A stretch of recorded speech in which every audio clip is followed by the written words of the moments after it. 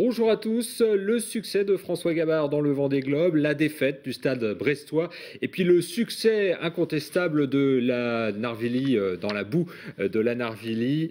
Avec Ludovic Jean, nous revenons sur les événements sportifs du week-end dans un instant, mais tout de suite l'actualité de ce lundi 28 janvier 2013. Et on commence par ce chiffre du jour, ces 5 mois seront nécessaires par la SNCF pour rétablir le trafic normal entre Brest et Morlaix. Le double éboulement de ce week-end à quelques centaines de mètres de la gare de Morlaix a provoqué la fermeture des voies dans les deux sens. Depuis dimanche soir, une seule voie est rouverte et implique donc qu'une partie des liaisons se fasse entre Brest et Morlaix et ce par car. Explication avec Xavier Patrigeon. À la gare SNCF de Morlaix, les quelques minutes d'arrêt pourraient bien se transformer en 5 mois. 2 éboulements se sont produits sur l'une des voies ferroviaires à 100 mètres de la gare de Morlaix, provoquant ainsi de nombreuses perturbations. Un trafic qui est dorénavant possible uniquement sur une seule voie qui accueille des trains de deux sens. Autant que possible, on essaye de mettre en service des TER qui respectent les trains initialement prévus. On complète par des cars qui remplacent les TER, mais qui assurent aussi les correspondances TGV à partir de Morlaix. Les voyageurs gardent leurs billets normaux et il n'y a pas de remboursement particulier dans le cadre de ce qu'on appelle une force majeure. Des bouleversements qui pourraient multiplier par 2 le temps de trajet entre les correspondances. On est arrivé il y a 20 minutes. Et donc on a mis 45 minutes de plus que l'horaire annoncé. Du coup vous allez où là ? À Paris. Donc on va mettre 6 heures à peu près au lieu de mettre les 4h30 habituelles. Cet incident oblige également les communes de Morlaix et Saint-Martin-des-Champs à s'adapter en déviant certaines rues mais également en gérant les passagers. Morlaix devient la gare terminus. Et donc de ce fait, on va récupérer pas mal de problèmes de stationnement et de circulation. Donc nous allons offrir à la SNCF un dégagement de nos parkings. Et il se trouve que nous avions en projet et en fin de construction un parking nommé Léon Blum. Le parking était presque terminé, donc on accélère la signalétique et donc on va la mettre en service très rapidement. Pour le moment, peu de risques pour les maisons surplombant l'éboulement. Les experts de la SNCF évaluent actuellement l'ampleur des dégâts pour rétablir au plus vite la circulation des trains. Et on parle transport encore avec Britair qui devient Hop. La compagnie aérienne morlaisienne qui assure les liaisons entre Brest et Paris change de nom et d'organisation. Hop rassemble 3 filiales d'Air France, Britair, Régional et Airliner. L'été prochain, Hop desservira 136 destinations en Europe. Prix d'appel 55 €, mais si vous voulez réserver, il faudra patienter un peu. Le site internet ne fonctionnait pas encore ce lundi après-midi, c'est prévu pour ce mardi. Après 9 ans de procédure, l'affaire du Bugalet-Braise a connu vendredi une nouvelle étape. Un rapport judiciaire écarte encore un peu plus la responsabilité du sous-marin anglais turbulent dans le naufrage du chalutier. Applausevet Rémi Glohaguin, le frère d'une des 5 victimes, n'hésite pas à parler de mensonge d'État. La question est d'ailleurs abordée dans un film intitulé The Silent Killer qui sera projeté au Sénat ce jeudi. Rémi Glohaguin au micro de Julie Sicot.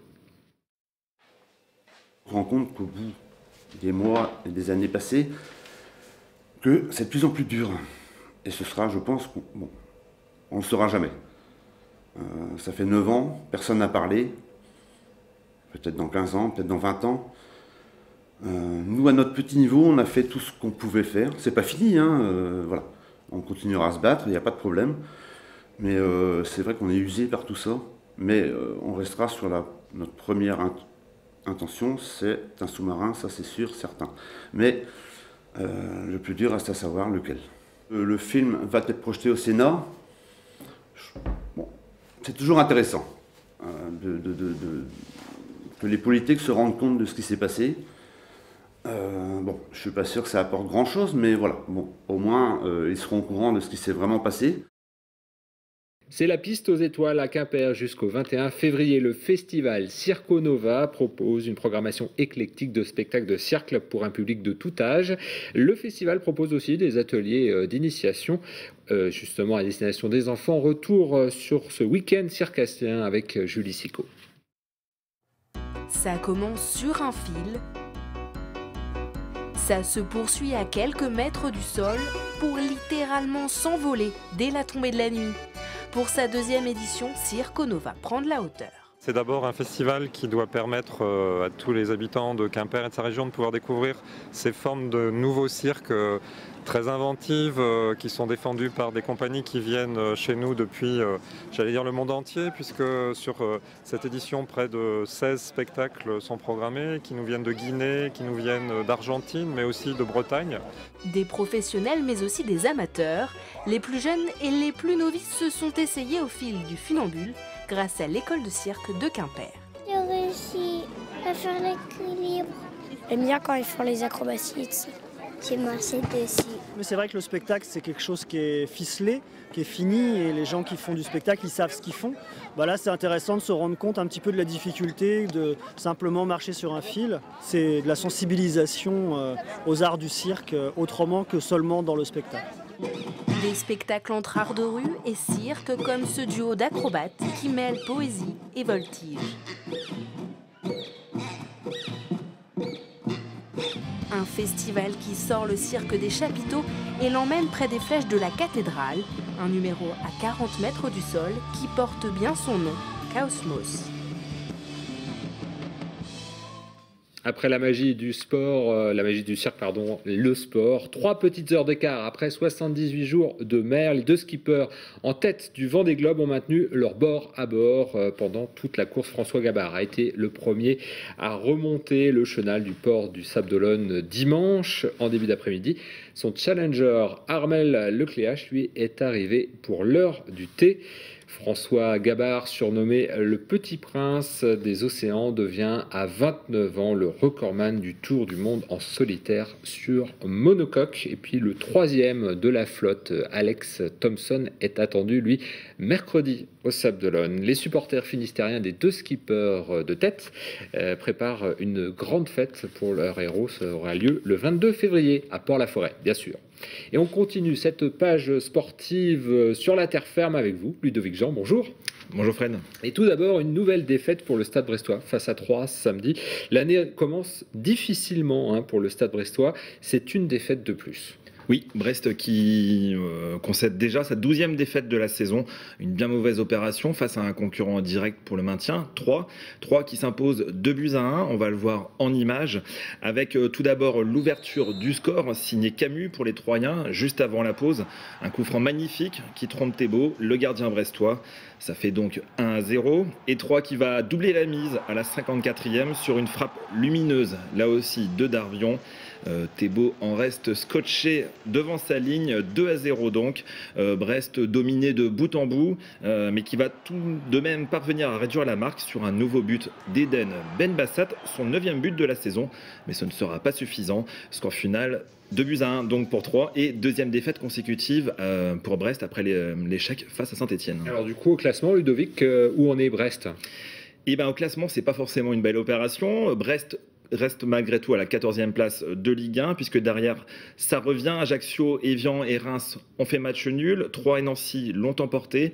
Donc ça risque d'être très serré jusqu'à la fin de saison. En même temps, les Brestois, ils sont un peu habitués, j'ai envie de dire, malheureusement, depuis leur retour en Ligue 1. À être juste. On passe du ballon rond à la petite reine et à la cyclocross de la Narvilly, qui a lieu ce dimanche. Encore, elle a tenu ses promesses avec justement beaucoup de monde, de l'action, de la boue, mais surtout des champions.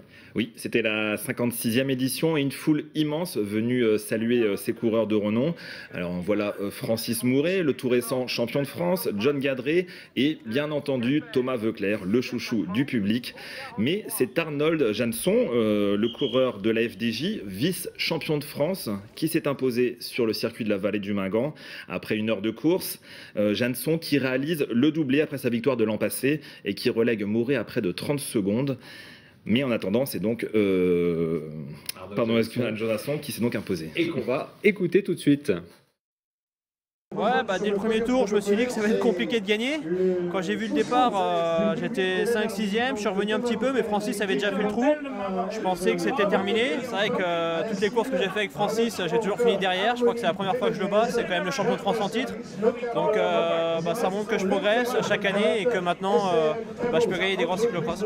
C'est un très beau cyclocross qui me tient à cœur parce que j'ai toujours marché ici, il y a un gros public, c'est en Bretagne, donc je suis super content.